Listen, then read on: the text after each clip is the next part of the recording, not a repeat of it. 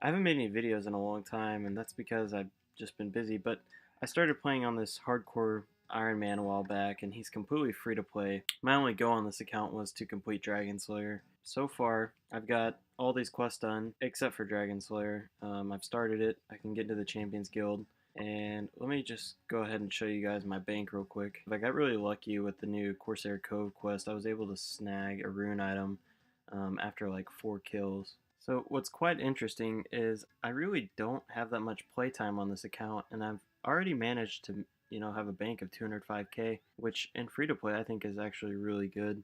I was super happy to get this rune full helmet like right off the bat. I went ahead and did the Corsair Cove quest as one of the first quests. I was training my magic level there just so I could hurry up and teleport around because it's super annoying. I mean, I didn't watch any guides or anything before I started this hardcore Ironman. I watch a friend's videos and some other YouTubers, but I've never actually looked up a guide, and so I've just been kind of playing the game just to play it. It's kind of nostalgic to play all free to play. That was kind of the goal, was just to keep this all free to play and just see what all I can get and how hard it actually is as an Iron Man and free to play to obtain items. And it's actually pretty difficult. I like that you can make energy potions and I guess anti-poisons could be useful in the future as there's the bosses now. I did manage to get a giant key, which I don't know how many of those I had to kill for that, but it seemed like it took forever. These are some items that I was going to sell as I've kind of upgraded, or just items that I've collected from drops from mostly hill giants. But just to go through the entire bank real quick,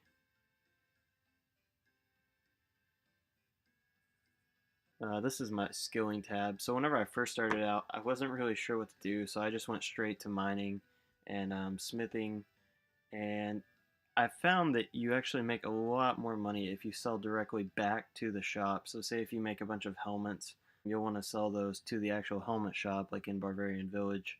Or if you're killing monsters and they drop helmets, take them back and sell them there. I've actually managed to get quite a few gems, which I did not expect. You definitely want to take advantage of all the random events that come up.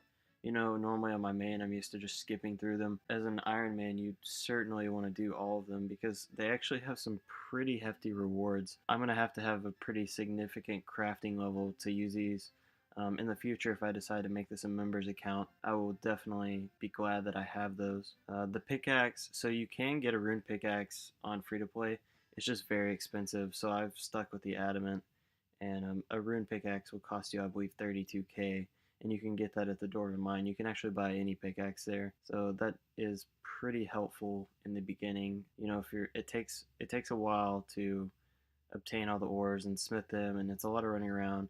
I would actually recommend, if there's a way, I don't know, but definitely get your magic level up first, because mining, smithing out armor, and then selling it to the stores, it takes such a long time starting out. So if you could teleport to all these places, since your run energy is just terrible, and I definitely recommend getting your magic level up first if you know a cheap way to do that. And like I said, I just splashed at Corsair Cove. I think I was doing like fire strike on the ogres or whatever those things are down there, the shamans, or I don't know what they are. The giant ogres on Corsair Cove. Those didn't really make me a lot of money, but I did get lucky and get the rune full helmet, and then I'll probably go back there once I'm a little bit higher level and try to get the rune battle axe before I actually do Dragon Slayer, because that's going to make it so much easier. Up until the rune battle axe, your only other option is to save up enough money to buy a rune sword or a rune longsword.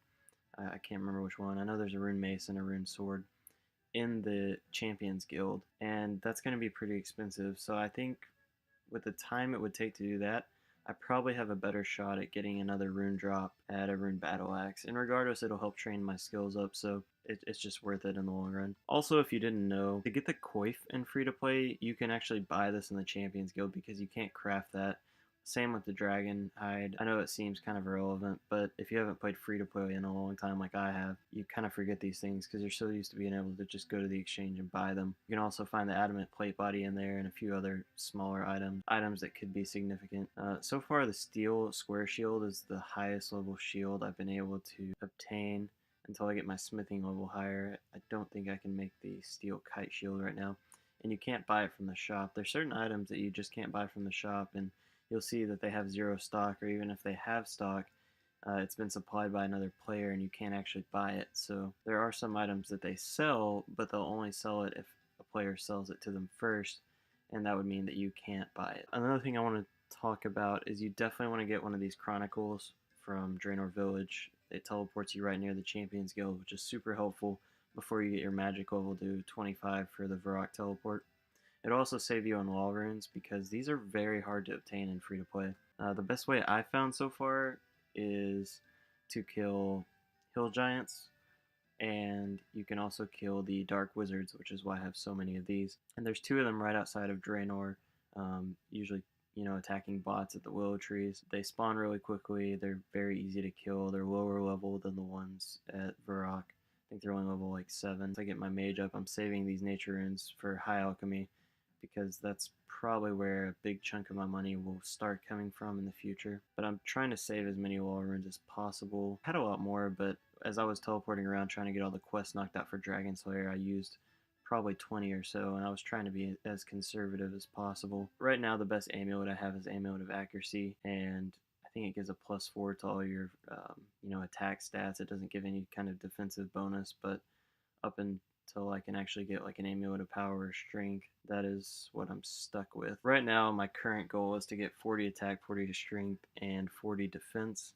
And then I'm going to go back and start maging on Corsair Cove to try to obtain the Rune Battle Axe. Once I obtain the Rune Battle Axe, I'll feel a lot more confident about going and killing Elvarg or whatever his name is. That's pretty much the goals right now. I'm not really like rushing through this account. I've been playing on it off and on for a few months now. I know I haven't made any new content in a while, and I'm not really like a big video maker. I'm not monetizing any of my videos. This is just purely me sharing my experience. So anyway, I don't know where this account's gonna go after Dragon Slayer. I thought I'd play on it for fun. It's something cool and different to do. After I completed all the quests on my main account, it got kind of boring, to be honest, and you can only boss so much before it's just like, I don't know. I never really played the game to make money. After Dragon Slayer is completed as a free-to-play Ironman, I may go ahead and make this account a members account and see where it goes. And I'm not trying to be like as efficient as possible. I'm just trying to play the game and enjoy it, because I think a lot of people just play this game to make money, and honestly, I think you'll enjoy it a lot more if you just take the time to do the quest and really explore the content that's offered in this game, because there's a lot of the game that you won't see unless you do the quest. I think that's going to be it for this video. If you haven't already, go ahead and subscribe, and we'll see where this account goes. If you'd like to, if you have an Instagram, follow my RuneScape Instagram, which is at Aprilia_OSRS, and I'll put a link to that down below or in this video somewhere.